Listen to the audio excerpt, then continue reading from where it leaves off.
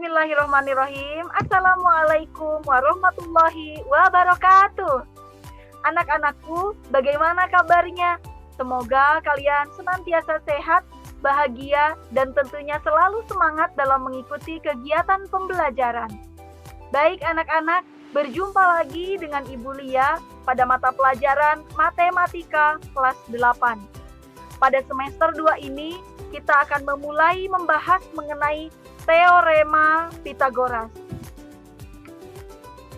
Adapun kompetensi dasar yang akan kita capai pada materi Teorema Pitagoras adalah 3.6 dan 4.6. Anak-anakku, mari kita mengamati. Di sini Ibu menyediakan sebuah gambar. Silakan kalian analisis gambar tersebut, kemudian buatlah satu pertanyaan. Kemudian pertanyaan tersebut silahkan ditulis di buku tulis masing-masing. Jika belum menyediakan buku tulis, ayo segera sediakan. Sediakan buku tulis, buku paket, buku referensi lainnya, serta alat tulis. Teorema Pitagoras. Teorema Pitagoras berasal dari seorang matematikawan Yunani yang bernama Pitagoras.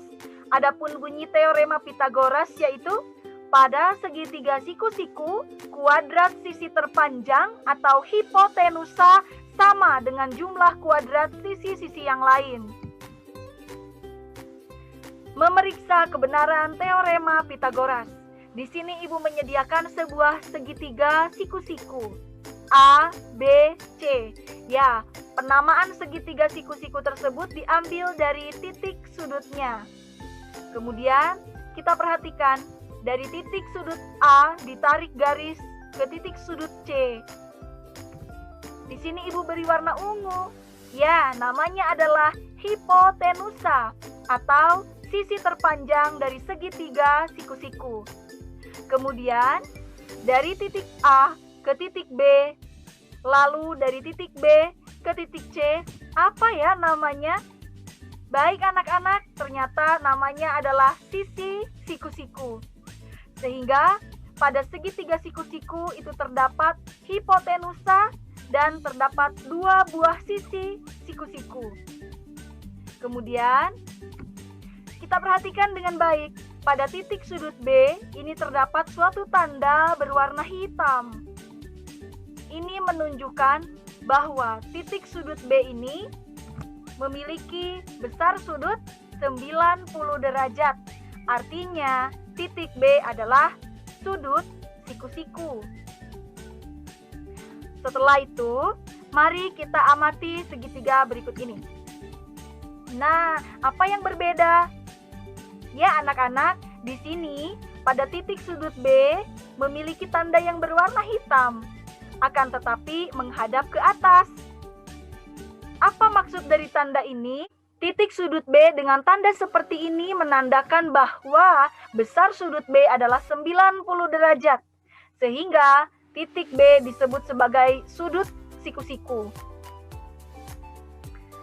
Baik anak-anak, masih ingatkah kalian dari titik A ke titik C ditarik garis, maka namanya adalah hipotenusa atau sisi terpanjang dari segitiga siku-siku.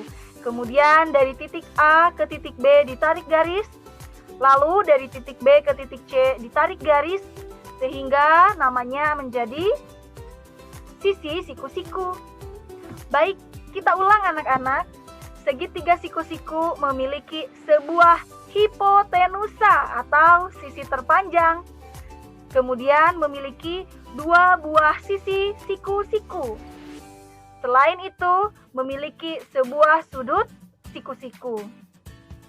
Di sini sudut siku-sikunya berada pada titik sudut B. Ya, seperti itu anak-anak. Pembuktian pertama.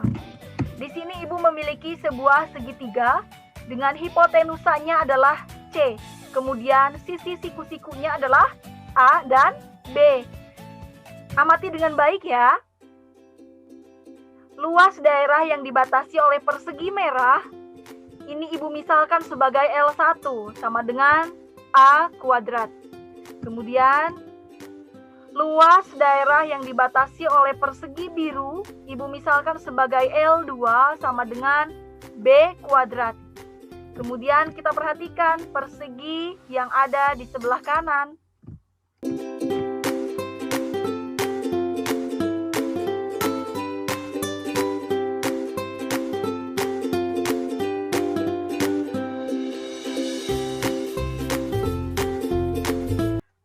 Baik anak-anak, sehingga luas persegi kanan ini atau kita misalkan sebagai L3 adalah jumlah dari luas persegi merah yaitu L1 dengan persegi biru yaitu L2. Dapat kita simbolkan sebagai L3 sama dengan L1 ditambah L2. Diperoleh L3 sama dengan A kuadrat ditambah B kuadrat.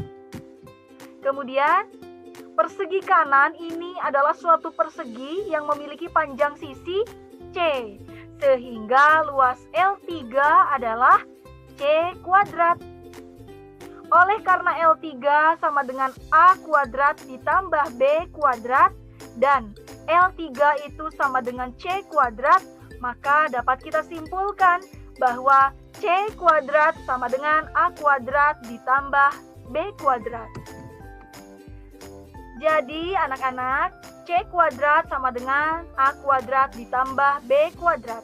Atau dengan kata lain, untuk segitiga siku-siku berlaku aturan sebagai berikut. Kuadrat sisi terpanjang sama dengan jumlah dari kuadrat sisi-sisi lainnya. Apa yang dimaksud dengan sisi terpanjang?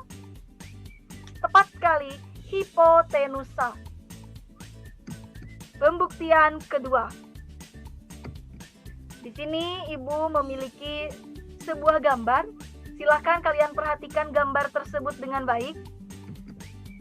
Keempat segitiga siku-siku di samping memiliki ukuran sisi-sisi yang sama, yaitu ada sisi A, sisi B, dan sisi C. Kemudian, dapatkah kalian menghitung luas persegi abu-abu di samping? Ya, luas persegi abu-abu di samping adalah kita misalkan sebagai L, yaitu C kuadrat. Nah, perhatikan sekali lagi. Apa yang terjadi? Ya, sekarang apakah luas persegi abu-abu tadi sama dengan luas daerah abu-abu sekarang? Tentu sama. Mengapa? Nah, silakan kalian tulis jawabannya di buku catatan matematika. Berdasarkan gambar yang kita miliki, luas daerah abu-abu sekarang adalah L sama dengan A kuadrat ditambah B kuadrat. Seperti ini. Mengapa hal ini terjadi? Jawabannya silakan kalian tulis di buku catatan matematika. Sehingga kesimpulannya, C kuadrat sama dengan A kuadrat ditambah B kuadrat. Maka untuk segitiga siku-siku berlaku aturan sebagai berikut. Kuadrat sisi terpanjang sama dengan jumlah kuadrat sisi-sisi lainnya. Atau C kuadrat sama dengan A kuadrat ditambah B kuadrat. Pembuktian ketiga. Perhatikan gambar yang Ibu tampilkan. Persegi besar di samping tersusun atas 4 segitiga siku-siku yang memiliki panjang sisi A, B, dan C.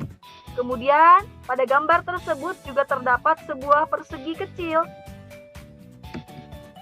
Berapakah luas daerah yang berwarna kuning di samping? Ya, tepat sekali. Luasnya adalah C kuadrat. Perhatikan gambar yang Ibu tampilkan. Nah, apa yang terjadi?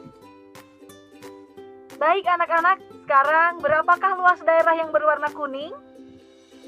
Luas daerah yang berwarna kuning adalah luas persegi kanan ditambah dengan luas persegi kiri. Seperti ini, sehingga kesimpulannya luas daerah yang berwarna kuning adalah A kuadrat ditambah B kuadrat. Oleh karena luas persegi besar berwarna kuning yang tadi sama dengan luas daerah berwarna kuning yang sekarang, maka C kuadrat sama dengan A kuadrat ditambah B kuadrat. atau kuadrat dari sisi terpanjang segitiga siku-siku sama dengan jumlah dari kuadrat sisi-sisi lainnya. Kesimpulan yang dapat kita peroleh adalah bahwa untuk sebuah segitiga siku-siku dengan panjang sisi A, B, dan hipotenusanya adalah C, maka berlaku teorema Pitagoras, C kuadrat sama dengan A kuadrat ditambah B kuadrat. Adapun hubungan yang berlaku pada segitiga siku-siku adalah sebagai berikut. Seperti ini. Silahkan diamati dengan baik ya. Contoh soal nomor 1. Segitiga ABC siku-siku di titik A. Jika panjang AB sama dengan 3 cm dan AC sama dengan 4 cm, maka panjang BC adalah penyelesaian BC kuadrat sama dengan AB kuadrat ditambah AC kuadrat. Berdasarkan uraian tersebut, maka siapakah yang kita sebut sebagai hipotenusa atau sisi terpanjang dari segitiga siku-siku? Ya, hipotenusanya adalah BC. Sehingga yang akan kita cari adalah panjang dari hipotenusanya. Dalam kasus ini merupakan panjang BC.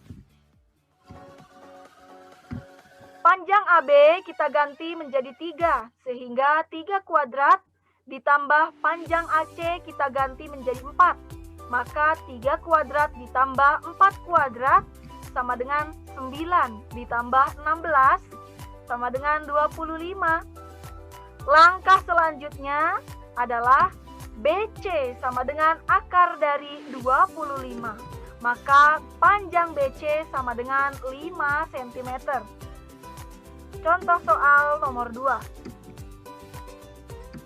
Segitiga PQR siku-siku di titik Q jika panjang sisi PR sama dengan 10 cm dan panjang QR sama dengan 6 cm, maka panjang sisi PQ adalah, adapun penyelesaiannya sebagai berikut.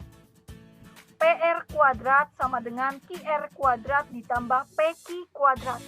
Berdasarkan uraian tersebut, siapakah hipotenusanya? Ya, hipotenusanya adalah panjang PR. Kemudian kita ganti panjang sisi-sisi yang telah diketahui. Panjang PR adalah 10 cm, panjang QR adalah 6 cm.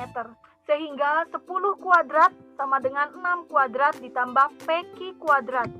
100 sama dengan 36 ditambah PQ kuadrat.